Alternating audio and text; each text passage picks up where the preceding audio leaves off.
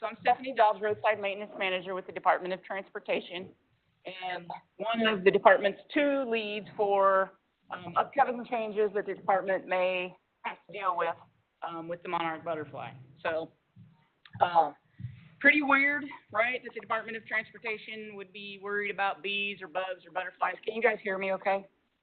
Yes. See, they're not asleep. There's a few of them back there. Do I need to talk into this thing? Okay. How about that? Is that better? Keep you all awake. It's late. Bees, bugs, and butterflies, right? What the heck, IDOT, why do you care? We have the Department of Ag, who's our generous host today, and we have Department of Transportation. Why don't we let them worry about the bugs? Well, the Department of Transportation, you've probably already heard this today, is, if not the largest landowner, one of the largest landowners in the state of Illinois. We have about 410,000 acres that we're responsible for. 340,000 of that is green space, right? Not roads, just green space that we manage. Because all of our money, or most of our money, is either state or federal monies, right? We don't have the choice like private property owners to either follow the federal and state endangered species laws, right? We have to. Or our funding can be in jeopardy. So that's one of the big reasons. The other one is the public. The monarch butterfly is proposed to be listed as an endangered species, right? The U.S. Fish and Wildlife Service will make their decision in June of next year. And if the monarch butterfly is listed as an endangered species, it's going to greatly impact everything that we do at the department. We, so far, with our endangered species, have been able to engineer a solution into how we handle those species. Either we build in the off season, or we make accommodations, or we don't get in the creek, or whatever. With the monarch, we can't do that. Everything that we have out there that's green suddenly becomes habitat, right? Public is very, very, very, very aware of that, and they're very behind the monarch. Everybody understands the monarch butterfly and knows what the monarch butterfly is and where they go, and most people even know what they eat. Then along came a little bug called rusty patch bumblebee. Rusty patch bumblebee was the first bee species to be listed as an endangered species by the U.S. Fish and Wildlife. Can an endangered bumblebee shut down a project? The answer is yes, it can. $30-some million project up in northern Illinois. It was a local agency project, but it had IDOT, state and federal money in it. They came out, they announced that the rusty patch was an endangered species. The following week, they announced they were going to start this project. They started it on Monday morning at 7 o'clock. By 2 o'clock that afternoon, they were demobilizing, meaning they packed everything up on that $30-some million project, and off they went, right? Go away. There's a stop work order. You can't be out here because you didn't make accommodations for it. So it is a big, big, big deal to the department. Pollinators. 1 in 3 bites of food, right? This is the other reason we care. 1 in 3 bites of food that you eat comes from a pollinator. $15 billion annually. $15 billion annually in ag production in the United States. That's a lot of money. $15 billion with a big old fat bee, right? 1 in 3 bites. Things, you know, we don't really care about too much. Stuff like everything the doctor tells you to eat, that's on the list, but also things that are important to me, like chocolate and coffee, right? They're on the list. And if you can still afford those, I'm coming to your house because I really like coffee. It'll still be out there, just cost, you know, $300 a pound or some craziness. So a little graphic brought to us by our friends at Whole Foods. This is what the produce department looks like when we have bees, right? That's what it looks like without. All the good stuff's kind of gone. You still get oranges, I guess, but all that good fruit stuff is gone, gone, gone, gone. Quiz time. Boy or girl monarch? Male or female? Female. Female. We'll show you. I'll show you male. Male's got spots on the hind wings. So the rusty patch has already been listed in these counties, and there will be more. We get the map updates 2 or 3 times a year. They push it out, and they keep finding the rusty patch. So we already have to make accommodations for the rusty patch in these areas. Yeah, I'll tie it into maps here in a little bit, or these folks will. Why are they in decline? Obvious reasons. The only ones that we can do anything about is loss of habitat and how we use chemicals, right? See, I'm looping it right in there to the GIS thing already. Loss of habitat and increased use of pesticides. That's really all we can do. I can't control the weather. That's what the state of Illinois used to look like before humans got here and started, you know, converting the land and farming it. So the yellow here, that's prairie area, way back. Now the white, is farmed area, and those little tiny areas pockmarked in there, that's what's left of the prairie areas. That's a male. See the spots on its hind wings? It's his boy parts. There's a more technical name. These slides, you don't have to read all this. I just put this up there so that when I give this presentation to our IDOT folks, or to people that are like, really, IDOT, who cares? Why are you doing anything about butterflies and bees? I just put this up there to give an example. I didn't just make this up. I didn't just decide, let's go plant flowers every place. That'd be a cool thing to do. No. Federal government says that we need to do this. FHWA and the U.S. Department of Transportation's come out with requirements or suggested requirements, whatever, to make that happen. And then if there is a listing, of course, we're bound by state and federal laws that say we have to protect those. These are the migration routes. I don't know if any of you know I-55 or I-57, right? They kind of cut across Illinois just the same way these migration routes do. So we got to thinking, and actually I-35, so this big yellow, right here, this big yellow one that goes right up the middle, that's the I-35 corridor, and that's already been listed as the Monarch Highway. Well, it doesn't cross or transect Illinois, so in Illinois, we're going to use Route 66. That's going to be our first Monarch Highway, and then probably Route 45. The monarch migrates back and forth. It's the only insect species that has migration rate or a migration path like that. They migrate something 2,000, 3,000 miles. It's amazing. It's incredible. Why do they do it? We don't know. They just know. It takes 4 generations, sometimes 5 generations, and they go back and forth, and they go right through the state of Illinois. Milkweed, the only food source for caterpillars, right? It's the only thing they eat. If I was a monarch butterfly, I would have chosen something that didn't have weed in its name, right, to feed on, but they chose the milkweed. In Illinois, we have 19 species of milkweed, right? We're all familiar with the common milkweed that we played with as a little kid and pulled the fluff out of. There's a whole bunch of other ones out there as well. These are examples of some of them. So to a pollinator, right, to us, at least those of us in here that are in transportation, this road here on the left, that's beautiful. That's the best piece of looking road. It happens to be a county road. Best piece of pavement out there. It's fantastic. It's all nicely mowed. Looks like a golf course the way we like to see it. Looks great, right? To a pollinator, it looks like that. Absolutely nothing out there for them to eat. Nothing out there for them to eat. Guess when we mow, right? Right in the fall when they're doing their migration south. Probably need to do something about that, IDOT. They need nectar plants all season long. So they come up from the south, lay their eggs here, probably second generation. We have some that hang around here all summer. And then in the fall, you probably saw it in this year because it was a very heavy migration. In the fall, thousands and thousands and thousands and thousands come back through Illinois. Right, and they'll hang out here for a while. Then they go on south. They got to eat, right? So how do we get from here? That's what it used to look like to here. Well, mapping plays a big role in that. We started Operation Habitat. We started building habitats all over, restoring, and most of the roadsides, there's 9 of us, me, so 10 of us statewide. We've been doing restoration projects all over the state for many, many years. The only thing that IDOT mapped and kept track of was our remnant inventories and our threatened and endangered species areas. That's the only place that we really kept track of, and that accounts for about maybe 4,000 acres, 5,000 acres, something like that. So when we put a new project together and put it out the door, that's what they were looking for. And if the project had one of those areas on it, they made provisions and took care of it. But they come across one of these restoration areas, it's not mapped, there's no policy to tell them to stay away from it. They don't know it's there unless they just happen to see it or the institutional knowledge is there. Or the roadside knows a project's coming up and it gets protected. Same thing with our permits, same thing as when we have a car run off the road and tear a bunch of stuff up. There was no mechanism for them to know what that vegetation was out there and how that should be restored. So around the time that we started Operation Habitat and started putting these new habitats out on the ground, we said, we really need to keep track of where these are so that we can protect them and keep them the way they should be. We rolled out a new mowing policy in 2017. Guys, should be kind of good if we could map for that and put mowing policy out or put mowing maps out, and so that the guys could just have them right there in the tractor and keep track and see where they're supposed to mow and where they're not supposed to mow. That'd be handy too. Guess what? It's about that much different than mapping habitat is mapping for our mowing or once this is done, it translates right into that. Approximately 1/3 of our counties followed right along with us.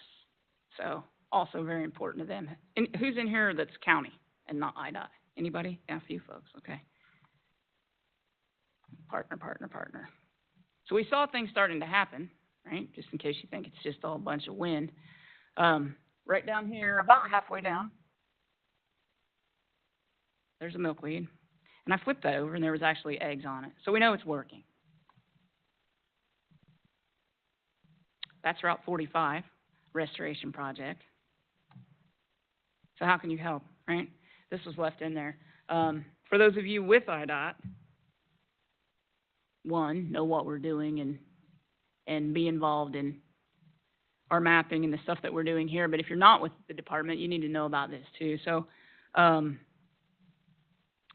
how this, and I can't begin to speak on the GIS part of it. These folks over here are way more educated than me. They're magic as far as I'm concerned. But how we took it to GIS, this is all the why we need to do it part. That's my part in it. But we needed to map. We needed to know where things were. And we needed to do it quickly. And started talking with our internal GIS folks. Stephanie's going to fill you in on how that all works. And we came up with 3 GIS online products that we use. And this little sucker right here, right? We can do it real time. This is the why, because we have to. And then further, we're just really beta testing it right now. Where we want to get it and what we will have to do, I don't know if any of you are involved in the geospatial database. So all of the United States, we're working with 45 other states, all of the United States habitat areas are going into this one database, and the upload is later this week. I can't imagine what that's going to look like, but they're going, all of our land areas are going into this one database, and all that land, and here's what everybody's doing for the monarch. It's going to go off to the service, and they'll use that as part of their determination on whether they're going to list the monarch or not. Either way, we're going to be up and running and have our stuff mapped.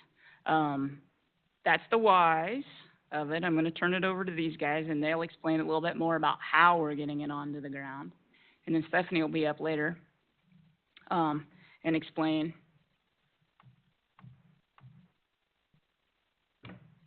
how we're actually doing it with the GIS. So I'm going to turn it over to Dallas and Jay.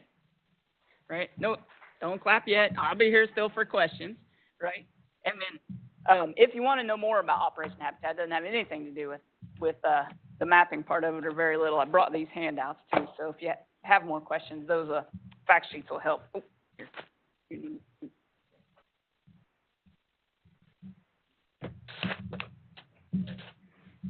All right, I need to get to our first slide.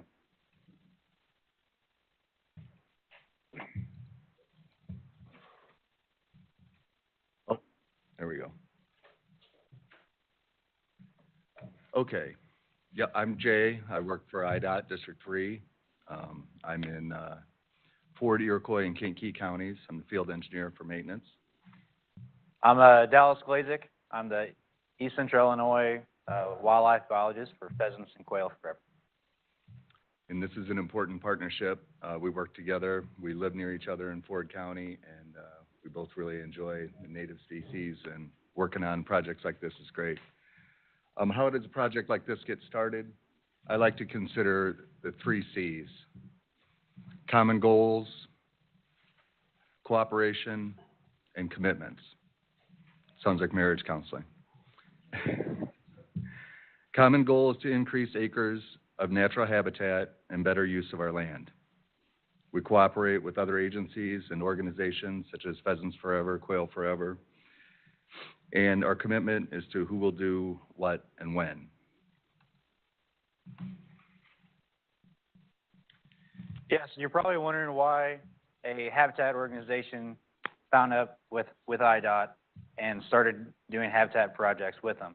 It's because IDOT has a lot of ground that was currently just being mowed down and overly managed. And Pheasants Forever, we're a non-for-profit organization that used to do shooting supports and hunting. However, we started to expand and really looking into every benefit that pollinators can do, because a good habitat for butterflies is also good for pheasants and quail. So we started looking at that and developing these corridors with IDOT has to connect our larger habitat sites with each other. How do we get from this to this?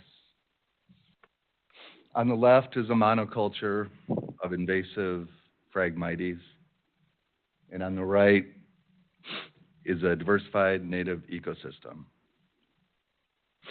Who wouldn't prefer driving down the highway to see that as opposed to that? Our first contact, I had been promoting not mowing native grasses and forbs for years, and we had about 15 acres of protected prairie restoration sites. But in 2015, through our IDOT roadside managers and Stephanie Dobbs and our district roadside manager, they hooked me up with Pheasants Forever. IDOT operations engineers and maintenance managers are all working with Pheasants Forever in District 3.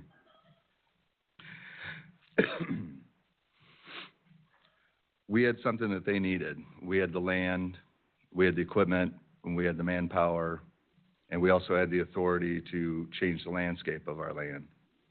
Pheasants Forever had the seed mix, the expertise, and the advice. Creating a plan. Goals discussed, research and education, commitments made, project planning, implementation, and maintenance. Select good sites. Realize it takes several steps and time. This is a critical step. Learn what needs to be killed off and what plants we want to promote. Plant identification is very important. Also, educating the maintainers of these sites as well. IDOT provides the initial kill of the vegetation that crowds out the native species. That would be your winter season grasses. And Pheasants Forever provides the seed and advice. Site selection is very important. Timing, communication with the neighbors. And implementation, you have to make it happen. Each step along the way requires management and oversight. And then maintenance, probably the most important. This will all be a waste of time and money and effort if follow-through and proper maintenance isn't there. So one of the first things to do is we got to find a site, and it's about as exciting as it sounds. We just drive around and we look for existing vegetation, an area that's going to have a lot of publicity. If you see right there, there's a Google image search, and that's on Route 54. One of our favorite locations that Jay and I have found out that the railroad came through and actually established their right-of-way whenever there's still native prairies. So a lot of that natural seed bank is still in the ground, and it just needs to be a little bit more maintenance of killing off the existing vegetation for that to pop back up. And so that's what we look for. We look for existing vegetation, sites with that have enough ground that we can actually work with, and then publicity around there as well. So we want to get a lot of good publicity, and hopefully no one goes through and mows it down for us. Right, this picture down on the bottom left, this is what it looks like right after we kill off the grass. I get a lot of calls about that time asking if we sprayed the wrong stuff. Patience is a virtue, excuse me. The first years can be really challenging. Knowing what to look for, good and bad. Management is necessary. Invasive weeds, unique plans per site. The top right, you can see that killed sod, and then you can see the green native plants coming through. The bottom left picture, it might look nice because you can see some pretty colors in there, but if you have a trained eye for weeds, you notice all the teasel that's coming up right in front. Unfortunately, that site, I had to spray that to kill the teasel, otherwise that was just going to take over. We sprayed it, but we're going to see what comes up in the spring. Hopefully the native seeds will thrive. On that site in the middle, that's also on 54. I think we've seen a few pictures of that.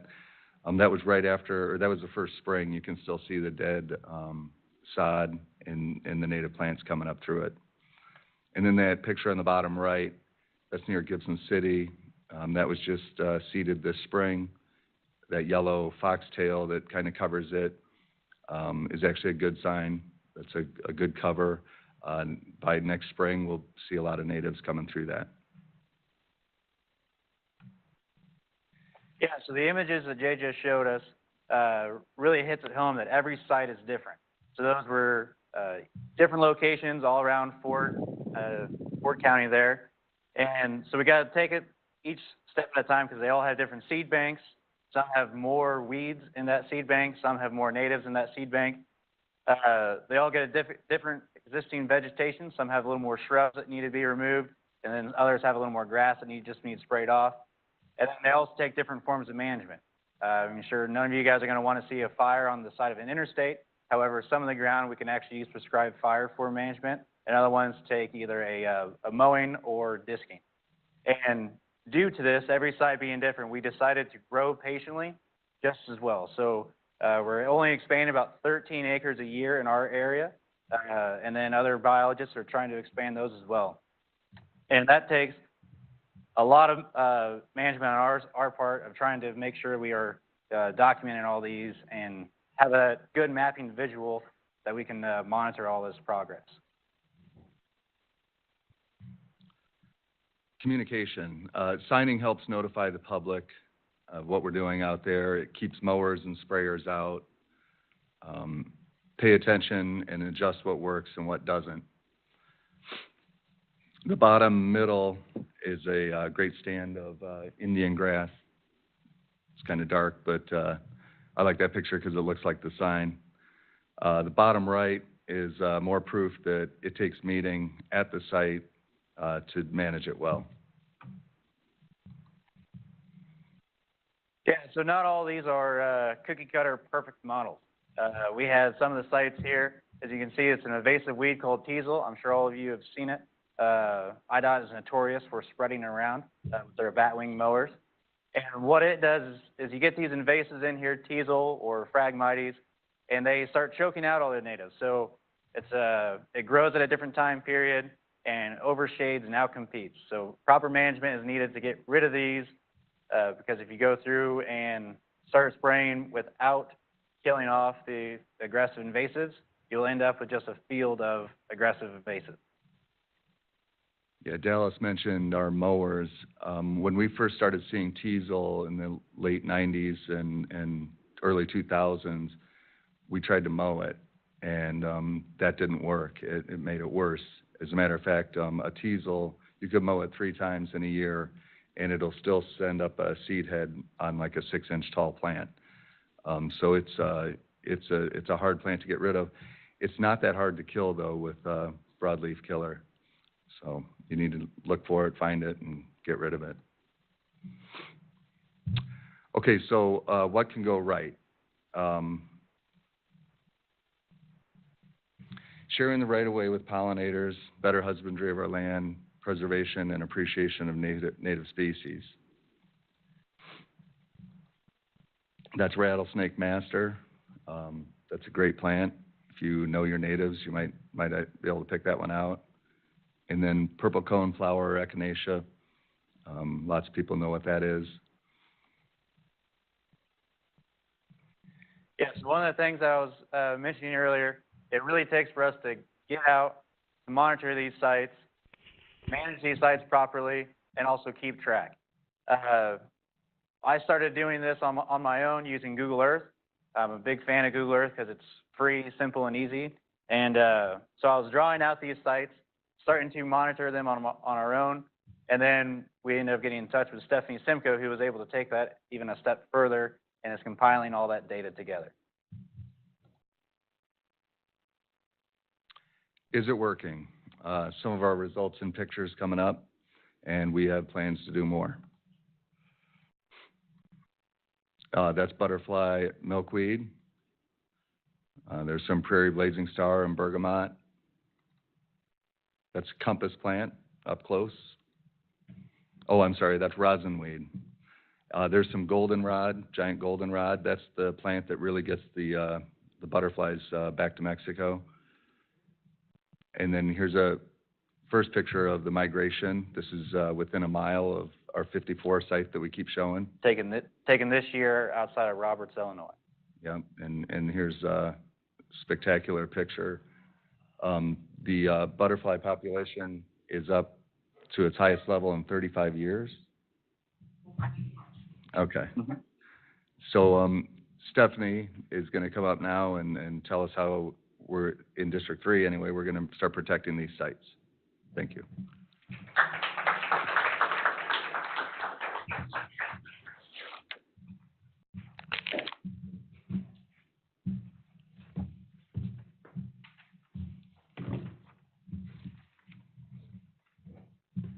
Hi, Stephanie Simpko from District 3. I'm the GIS coordinator. And just wanted to give you a little background how I ended up getting involved in this. Our landscape architect was the one originally, like they made the app in the online, ArcGIS online map and trained all the landscape architects to go out and map them. And unfortunately, our landscape architect retired at the end of August. So I was going out with her a few times before that, just try to get her more comfortable with the whole process because she was a little intimidated by it.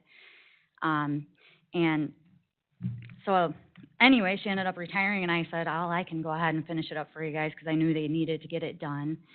So myself and my colleague Rachel Dutton, who's here, we went out and started mapping them. But anyway, so the first thing they set it up actually for iPhones, or you could do it on the iPad too. But most of the landscape architects probably were just going to use the iPhone. And I know our landscape architect, Kathy Sindrich, she just had a 5, an iPhone 5. It's a very small screen. I can't even imagine trying to map those out with the little iPhone 5. So luckily I had borrowed an iPad from our construction department, and we did all of ours on the iPad, thankfully.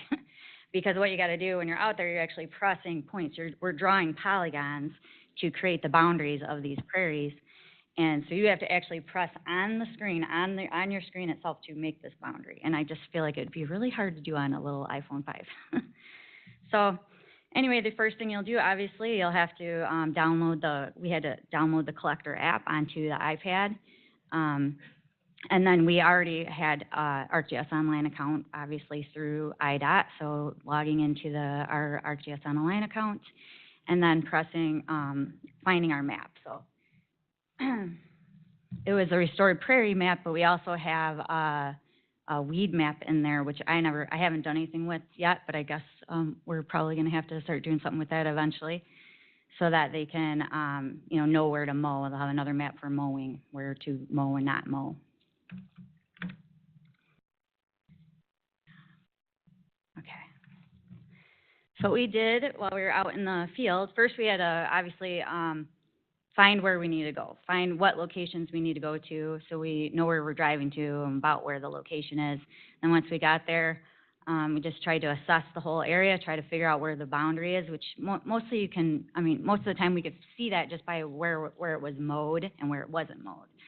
So we just used that as our boundary when we were out there. We walked through the site to see what we could identify, and that was another little challenge for us because we really didn't know what anything was. So when Rachel and I first went out there, we had weed books and the native flower books, prairie plant books to look through and get ourselves familiar with what we needed to be searching for while we were out there. And then while we were also out there, we could either be taking pictures, like if we found a site, a weed or a prairie plant that we thought needed a picture taken of it, you can take it of it during that first walkthrough, and then we can attach it to later, which I'll show you later. And then we start collecting the polygon points. So just starting at one of the edges of the boundary of the plant, of the prairie. And like I said, we had to use our finger, or you could use a stylus, I guess, and actually press the point. There is a GPS little blue dot location, so you know where you're at, you know about where you're at least, but, you know, we had our aerial in the background, and we just clicked our first point, we'd walk away, you know, click the next point. You can also do this whole process, like if you already know what the boundary is, you can actually just draw it on your map. So I did a demo here, which actually that's how I did it. So I just started drawing a boundary.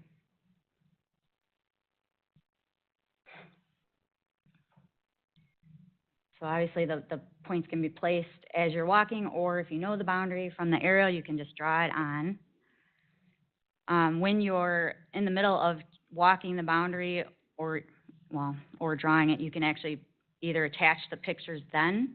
You can take pictures in the middle of it. That's one of the best parts I like about this app, is that you can, while you're in the middle of mapping, you haven't even finished your boundary or anything. On this thing I did, I'm going to pause that for a second. Okay, so on this video I did just attach all the pictures afterwards because I wasn't out in the field taking pictures at the time. And then I also created a point on here, which I didn't want it in that location, just so I can show you that you can actually zoom in, you can hold on to that your last point that you took, and move it to adjust it. So the feature attributes can also be edited in the field. After it's submitted, you can go through and edit it. You can add more pictures at that time. You can edit any of the drop downs, which here I'm just adding the pictures. And then after I add one more, I'll be starting to fill out all the attributes. It flows really fast in the field. It worked out really great for us.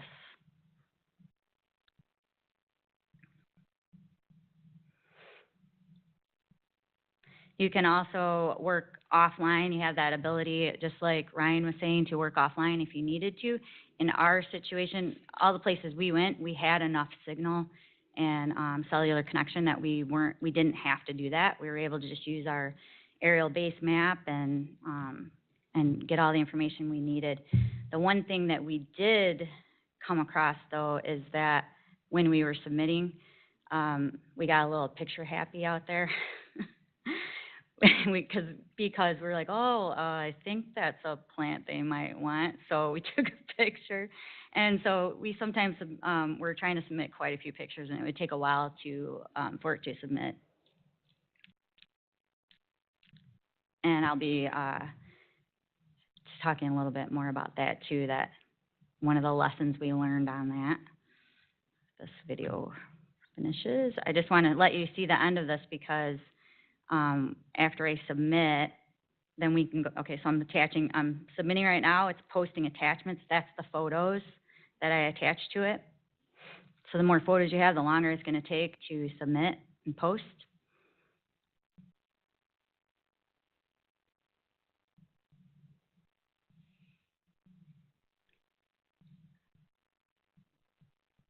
So then that's the finished product. You can see all the questions I answered. You can see the photos down at the bottom. And then you can actually open up each photo to see a bigger view of it. That's a nice thing also I like about this whole app and process with the ArcGIS Online. You take a picture and it's attached to that feature. And so many other mapping projects I've dealt with in the past, they're taking pictures on a separate camera, and then a lot of times they mess up what picture goes with what feature. So it really takes a lot of that out of it, at least.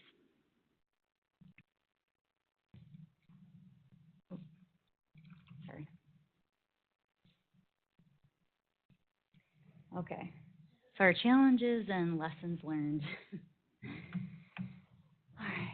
So when we were trying to edit, I did have a time where we were out there just walking the boundary, and we realized I think we might have picked up part of a boundary that really wasn't the prairie. So we tried to edit it, and I tried to edit it in the field while I was out there in Collector, and it would not. It kept bringing the last point to it, which I actually have a video I want to show you what it does. It was really annoying.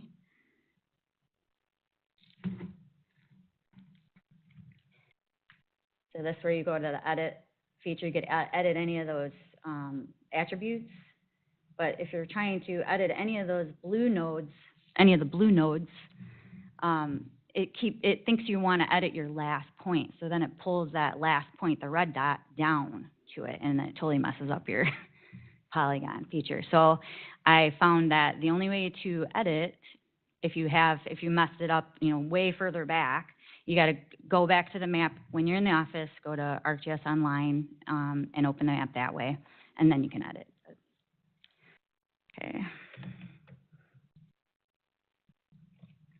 Also, if you had a lot of attachments, a lot of photos, and it's taking a long time to process, you might get an error saying it could not attach all, or it couldn't post all attachments. And it gives you two options: retry or cancel. Never say cancel. We did that once, and we'll never do it again. Because it completely deleted everything. It deleted our polygon, deleted all the pictures, all our attributes, everything was gone. So, only time we ever made that mistake. Always say retry. We also realized the reason why it was taking so long to post and sometimes wasn't posting them all is because we had it set to submit only in Wi-Fi. And so we had to change that to be able to submit your attachments and your whole polygon layer when you're just in cellular data. So once we changed that, we really didn't have the issue with that problem of posting the attachments. And then also start mapping earlier in the growing season so that you get better pictures. I mean, a lot of the stuff that we were taking pictures of, because we didn't start until September, a lot of it's dead. You get a lot of yellow flowers, which they're still good, good flowers that and prairie plants that they're looking for, yellow and white, and then a lot of dead stuff. You don't get all those nice, pretty pictures like Jay was showing you. And then, yeah, if you go out in those prairies, well, I'm sure a lot of you won't be, but there's so many spiders out there. We had a spider stick. We just took a regular stick off the ground at first, but then Rachel brought in a dowel rod, and it was the perfect spider stick. Oops, sorry. There you go. So, yeah, there's the spider stick over there in the right corner. It was pretty long, so they were really nice and far away from us, which is exactly where we wanted them. And we just were walking and kind of twirling it in front of us. They were just everywhere. Do you see the spider there in the center picture? That's a banana spider. There was a few times we were walking in there kind of investigating the prairie, and then all of a sudden we realized we are surrounded in spider webs. Spider here, spider there, all around, and then we had to turn back around and back and just go back the way we came. It was awful. I get nightmares from spiders sometimes. And then you can see on a close-up of the spider stick, there's still webs on it. We'd come out of those prairies covered in webs all over our jeans, all over anything, boots, anything it would stick to. So it was a pretty fun experience. Well, I did enjoy it, though. I really did, except for the spiders. And that is all I have. So if you have any questions for any of us, we'll take them now.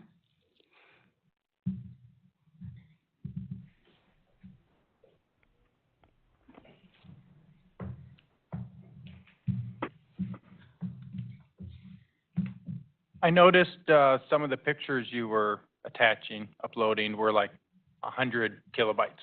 Normally you take a picture and it's 4 or 5 megabytes, huge file size. Is that something Collector will do, is resize that down? Yeah, you can actually change that in the settings of the camera too. These were actually pictures I got from Jay. He probably was just taking them on his camera. So that wasn't a very good representation of like what the iPad picture was taking. So, but there's definitely a setting for how much resolution you want on your pictures. You got to do it through your camera. Since IDOT has a new unmanned aircraft program, and it includes drones, which we're not supposed to say out loud. So would it be more efficient, or are there any plans to use drones or drone to map some of your natural areas so you can get down to a level where you can really do the mapping? So I've talked with aeronautics quite a bit about it. A couple of things. One, I'd like to LiDAR the milkweed, and I'd like to LiDAR the teasel if we had the signatures for those. We don't right now. Ameren and the power companies do a lot of their work that way. We can do fixed wing, or we can do it with the drones. It's a matter of timing, right? You know what it's like out there in Mother Nature. So a couple of things we did last year in changing our mowing strategies, we found we also had snow holding, right? So it acted like a living snow fence, and I really wanted to get them out there to see it from the drone perspective, or whatever we're supposed to call them now.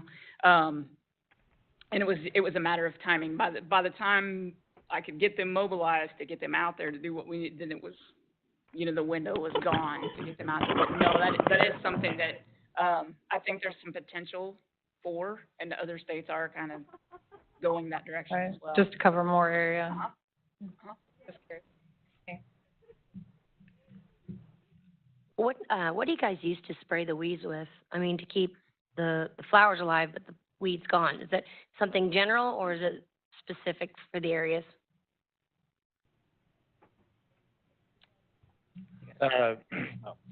Yeah, so it does change based on what particular weed it is. So like grasses, you can use it just a grass selective herbicide. Teasel, we really like using Roundup, or not Roundup, Milestone. But with Milestone and Teasel, because it grows during the same growing time as your native forbs, you don't want to go above 5 ounces per acre of Milestone. Did I answer your question? Well, the herbicide that we use to kill it off initially is Roundup. We just use straight Roundup to kill the grass. Initially, we use Roundup to kill the grass, but then, like Dallas said, then if we have weeds or grasses in our sites that we want to get rid of, then we use a selective herbicide. So just to wrap up, and I just wanted to explain where we're going with it. Once we get this mapped out, not only will we be able to use it in our planning, in our design side of it, and to report how much habitat we have out there eventually, and we're really not too far away from being able to do it. Eventually, once we get all of the counties mapped, technology exists, and we're already working on that. Much like you probably heard somebody talk about, we have it in our plow trucks, and we're working on the AVL GPS through our plow trucks. Our guys that are out there mowing, eventually, will have those maps pop up, and just like when you're at the fancy golf cart or golf course, right, and you get the GPS golf cart, and it goes where you go where you're not supposed to be, right? It comes and says, no, you're not supposed to be there. That's where we're heading with this. Once we get it mapped and that technology is there, right? Mapping is first, and then we'll be able to do it for our weed spraying and for our mowing, and then for habitat maintenance. So first step is mapping. That's this process, right? And that's where we're headed with it. Should make things a lot better for everybody. That's it.